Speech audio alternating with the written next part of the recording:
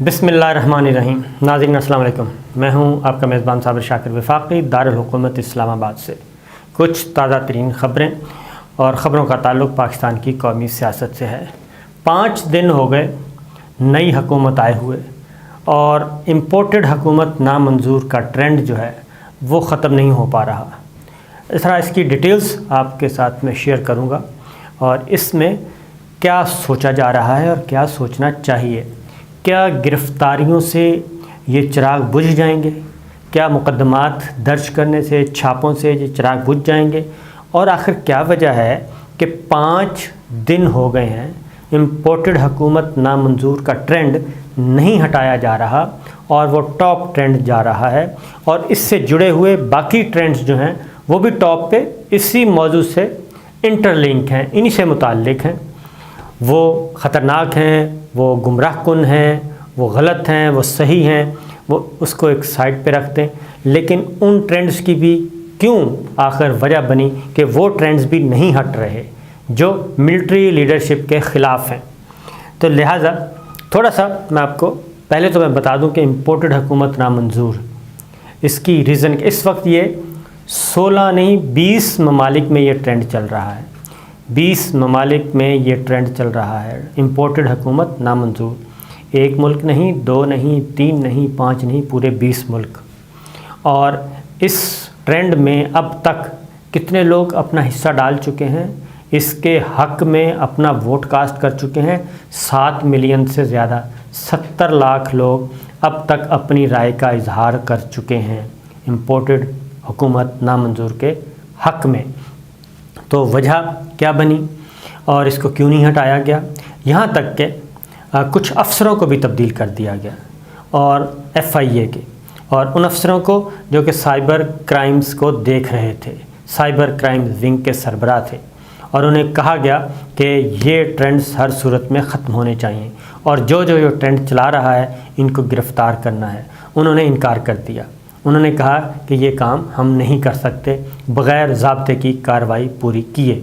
और उसकी वजह क्या है? उसकी वजह है कि एक हल्की सी उम्मीद और हल्की सी रमक जो है वो बाकी है, और वो है Islamabad high court chief justice अतर मिनल्लाह साहब की तरफ से, क्योंकि वो इस मामले में ह्यूमन राइट्स और फंडामेंटल राइट्स और आज़ादी इज़हार, इस सारे में फ्रीडम ऑफ एक्सप्रेशन, इस मामले में वो बड़े कीन हैं और उन्होंने ही पीका ऑर्डिनेंस को ख़त्म किया, कलअदम करार दिया।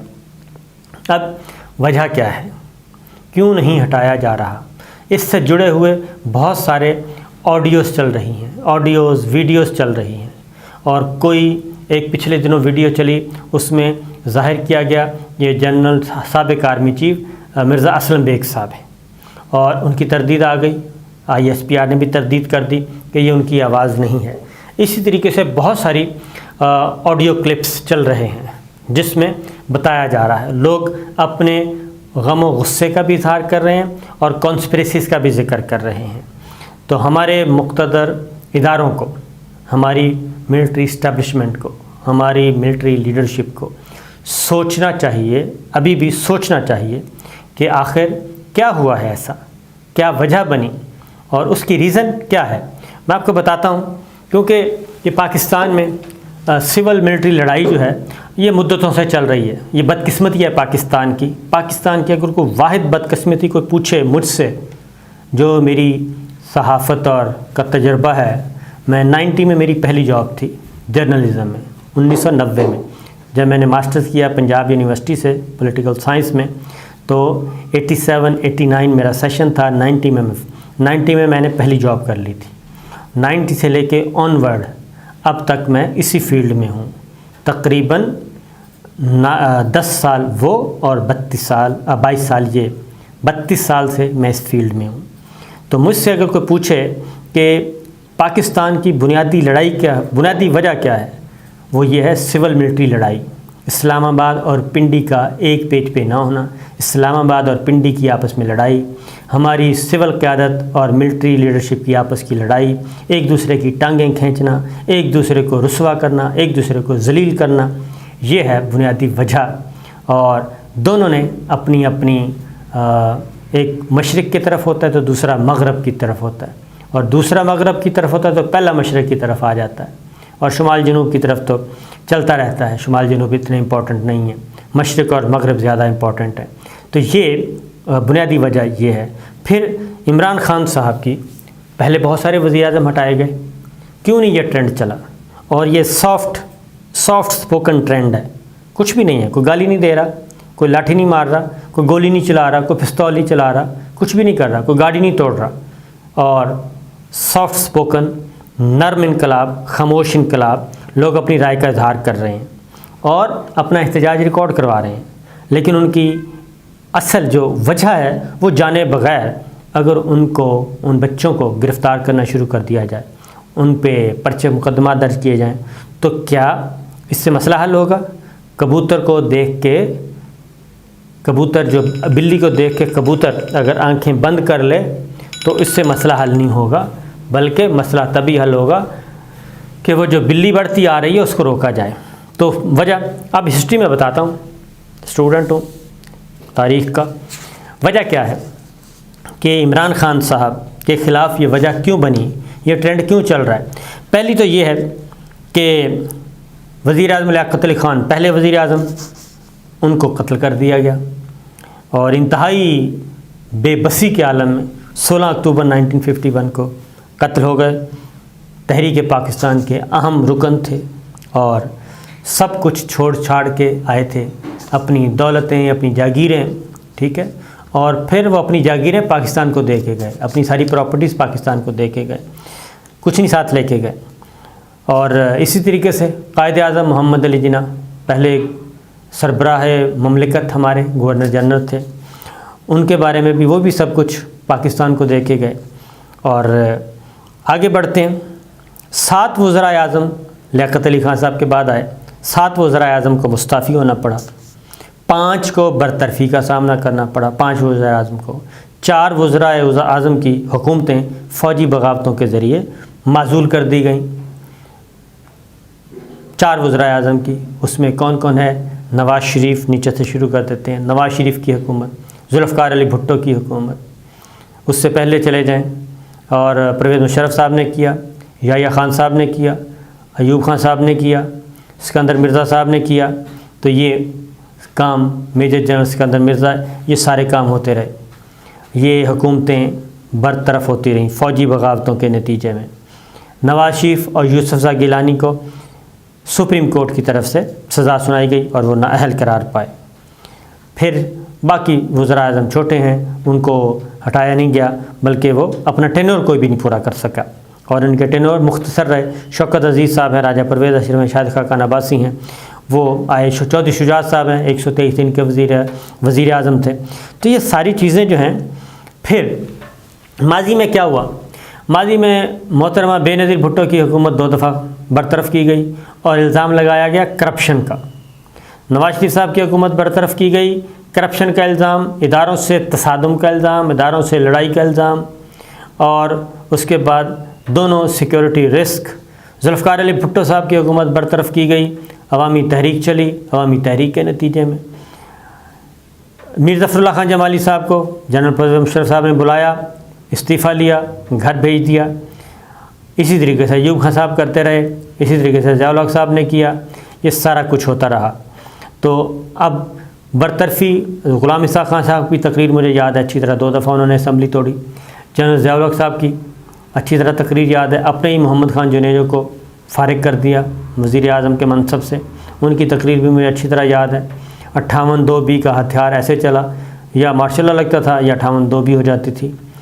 ہم بھی سمجھتے تھے کہ بالکل جناب یہ ایسا ہی ہے جیسے کہ بیان کیا جا رہا ہے، لیکن پھر انہی وزراء اعظم کو محترمہ بے نظیر بھٹو ایک دفعہ گئیں، دوبارہ واپس لے آئیں اور اسٹیبلشمنٹ سے ڈیل کر کے واپس آئیں۔ نواز شریف صاحب گئے اور واپس آ گئے اور ان کو ڈیل کر کے وہ واپس لایا گیا۔ یہ ابھی بھی یہ سارا کچھ ماضی قریب میں ہوتا رہا۔ تو عمران خان صاحب کی حکومت اور کسی پہ بھی ٹرینڈ نہیں چلا، اور اس کی وجہ یہ تھی کہ ڈیلیں ہو رہی تھیں، جس کو NRO کا نام دے لیں، کچھ بھی دے لیں، محترمہ بے نظیر بھٹو بھی، نواز شریف صاحب بھی، اور موجودہ حکومت بھی جو امپورٹڈ حکومت نامنظور کی چل رہی ہے، یہ سارا کچھ تو لوگ سنتے تھے، ہمارے اداروں کی بات سنتے تھے اور ان کو جو بتایا جاتا تھا اس پہ اعتبار کرتے تھے کہ جناب واقعی. لیکن جب ایک ٹینیور ختم، اگلے میں واپس، اگلے میں ختم، اس سے اگلے میں واپس، بریکس دی جا رہی تھیں. محترم بے نظیر بھٹو کے معاملے میں بھی یہی ہوا اور انہوں نے بھی تیسری بار وزیر اعظم بننا تھا اگر وہ دہشت گردی کا شکار نہ ہو جاتی. تو یہ ساری چیزیں ریکارڈ پہ ہیں، لوگ دیکھ رہے ہیں. اب مسئلہ یہ ہے کہ نوجوان نسل آ گئی. پہلے تو صرف پاکستان ٹیلی ویژن ہوتا تھا اور تو کچھ ہوتا ہی نہیں تھا، یا اخبارات ہوتے تھے اور BBC ریڈیو پہ زیادہ اکتفا کیا جاتا تھا.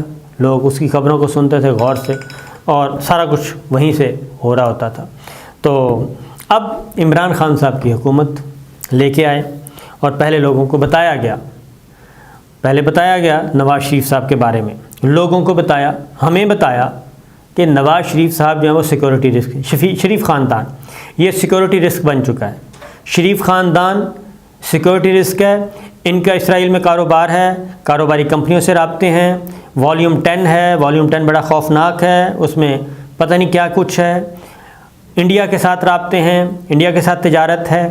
اور سجن جندال جو ہے وہ آیا، وہ ہمیں خواب تو نہیں آ گیا، انہوں نے بتایا اور ہمارے محترم اداروں نے بتایا، اس کو ہم نے رپورٹ کیا. تو یہ سارا کچھ ہوتا رہا. اور پھر زرداری صاحب کے بارے میں بتایا گیا، بھٹو خاندان کے بارے میں بتایا گیا، زرداری صاحب کو بتایا گیا کہ ان سے بچنا چاہیے، یہ ملک کے لیے بہت خطرناک ہے. مولانا فضل الرحمان صاحب کے بارے میں بتایا، ہمیں خواب نہیں آیا، بتایا. کیا بتایا؟ کہ جناب یہ تو فلاں سفارت خانے سے پیسے لیتے ہیں. تو یہ ساری چیزیں ریکارڈ پہ ہیں اور سب کا سب. پھر یہ ساری چیزیں جب چل رہی ہیں، اسی دوران ان سب کے نتیجے میں سامنے مسیحا کے طور پہ وزیر اعظم عمران خان صاحب کو کہا گیا کہ یہ ہیں اصل آدمی، اور وہ آ گئے. اب وہ ساری چیزیں جو شریف خاندان، بھٹو خاندان، زرداری خاندان اور سب جو موروثی سیاست کے لے کے چل رہے تھے، ان سب کے خلاف وہ چل رہے تھے. اینٹی کلاک اسٹیٹس کو توڑ رہے تھے اور آپ کی اور ان کا ہمارے اداروں کی اور ان کی بڑی اچھی پارٹنرشپ چل رہی تھی. تو پھر وجہ ابھی تک سمجھ نہیں آ رہی. یہ راز کھلے گا، کچھ عرصے کے بعد کھل جائے گا، 2-4 مہینوں کے بعد کھل جائے گا، 2 مہینے نہیں تو 4 نہیں تو 6 مہینوں کے بعد اس راز نے کھلنا ہی ہے اور یہ ساری چیزیں آنی ہیں. تو لیکن اب ان کو ہٹا دیا گیا اور یہ سب کچھ ہوا.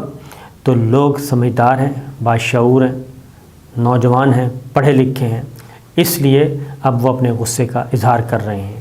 اور فی الوقت یہ غصہ نہیں ہے، فی الوقت یہ ناراضگی ہے، فرسٹریشن ہے. تو یہ غصے میں تبدیل ہوگا، غصے کے بعد یہ نفرت میں تبدیل ہوگا. اور نفرت میں تبدیل ہونے سے پہلے کیونکہ یہ چنگاریاں ہیں، یہ ختم نہیں ہونی، یہ بجھنے والی نہیں ہیں. یہ بات ذہن میں رکھیے اگر کوئی سمجھتا ہے، کیونکہ یہ پہلا موقع ہے آپ کو بھی، اور یہ آپ لوگ بھی جانتے ہیں کہ یہ ٹرینڈ جو ہے یہ آرگینک ہے، یہ پلانٹڈ نہیں ہے، یہ چل رہا ہے، چلتا رہے گا. اور اس سے نیچے جو ٹرینڈز چل رہے ہیں ان کی وجہ جو ہے وہ اوپر والی ہے. یہ امپورٹڈ حکومت نامنظور. یہ جب تک یہ اس پرسیپشن کو، اس سے جان نہیں پیچھا چھڑوایا جائے گا، اس کا ازالہ نہیں کیا جائے گا، یہ کبھی بھی ختم نہیں ہوگا. اور جو بیج بوئے گئے ہیں، یہ ابھی تو نفرت کے بیج جو ہیں یہ تناور درخت بننے سے پہلے ان کی آبیاری ہونے سے پہلے یہ کام کر دینا چاہیے. کیونکہ نرم انقلاب، خاموش انقلاب بہت زیادہ خطرناک ہوتا ہے. ایک تو پائیدار ہوتا ہے اور خطرناک بہت ہوتا ہے، یہ نظر نہیں آتا. باقی انقلاب نظر آتے ہیں، خونی انقلاب نظر آ رہے ہوتے ہیں، یہ انقلاب نظر نہیں آتا. یہ اچانک نیچے سے وہ اپنی جڑیں مضبوط کرتا ہے، پھیلتا جاتا ہے، سرایت کر جاتا ہے. تو یہ ہر گھر میں پہنچ چکا ہے. بیت اللہ کی فوٹیج آ رہی ہے، بیت اللہ میں لوگ دعائیں کر رہے ہیں. اپنی دعائیں مانگنے کے لیے جاتے ہیں، وہ اب پاکستان کی دعا مانگتے ہیں ادھر، اور امپورٹڈ حکومت کے خلاف دعائیں مانگ رہے ہیں. بیت اللہ میں بھی اور مسجد نبوی صلی اللہ علیہ وسلم میں بھی، اور وہاں پہ بھی یہ دعائیں مانگی جا رہی ہیں. تو اس لیے جناب یہ ابھی تک لوگ یہ بات ہضم نہیں کر سکے کہ عمران خان کا قصور کیا تھا اور بظاہر ان کا کوئی قصور نظر نہیں آ رہا سوائے اس کے کہ وہ ایک باہر سے جو سازش تیار ہوئی وہ سازش اب اسٹیبلش ہوتی جا رہی ہے، اور وہ اسٹیبلش اس لیے ہو رہی ہے کہ انڈیا سے ڈو مور کا مطالبہ، انڈیا اور امریکہ جوائنٹ اسٹیٹمنٹس ایشو کر رہے ہیں پاکستان کے خلاف۔ یہ ہے وہ جب تک عمران خان تھا اس وقت تک نہ انڈیا کو جرأت تھی نہ امریکہ کو جرأت تھی، الا یہ کہ دونوں مل کے اسٹیٹمنٹ ایشو کر رہے ہیں، ڈائیلاگ ہو رہے ہیں اور ایشو ہو رہا ہے اسٹیٹمنٹ۔ یہ ہے آپ کو لسٹ دی جا رہی ہے، ڈو مور کی لسٹ دی جا رہی ہے، اور ان تمام جماعتوں کو اکٹھا کیا گیا جن جماعتوں کے بارے میں ہمیں بتایا جاتا تھا کہ یہ ملک کی وفادار نہیں ہیں، یہ ملک کے لیے خطرہ ہیں، ملک کی سلامتی کے لیے خطرہ ہیں، ان کے خفیہ روابط ہیں، ان کو کاروباری روابط ہیں، وہ سب کی سب ایک آپ نے ٹوکرے میں ڈالا، اور جب وہ ٹوکرے میں جمع ہو رہے تھے تو ان کو روکنے کے لیے ہمارے کسی بھی ادارے نے مزاحمت نہیں کی، نہ ہی مزاحمت کی، نہ ہی ری ایکٹ کیا، نہ ہی اپنا کردار ادا کیا۔ تو یہ ہے وہ سچویشن۔ اگر آپ امپورٹڈ حکومت نامنظور اور یہ سارے ہٹانا چاہتے ہیں تو اس میں کوشش کریں کہ جو غلطی ہوئی ہے، جو ایک پرسیپشن اور نیریٹو بن چکا ہے، اس کا ازالہ کریں، ورنہ پھر وہی ہوگا۔ لوگ اس طرف جا رہے ہیں، اب کس طرف جا رہے ہیں کہ جناب یہ شرافت کی زبان ادھر نہیں چلتی، شریفانہ طریقے سے کچھ نہیں ہوتا، ادھر پھر مریم صفدر صاحبہ والا نیریٹو لانا پڑتا ہے، نواز شریف صاحب والا نیریٹو لانا پڑے گا، زرداری صاحب والا نیریٹو لانا پڑے گا، مولانا فضل الرحمان صاحب کی طرح، اور ان کے پاس تو ساروں کے پاس اتنا ووٹ بینک نہیں ہے جتنا اس کے پاس ہے۔ تو لہٰذا یہ صورتحال ہے، یہ لمحہ فکریہ ہے، سوچنا چاہیے، غور کرنا چاہیے۔ اجازت دیجیے، اللہ حافظ۔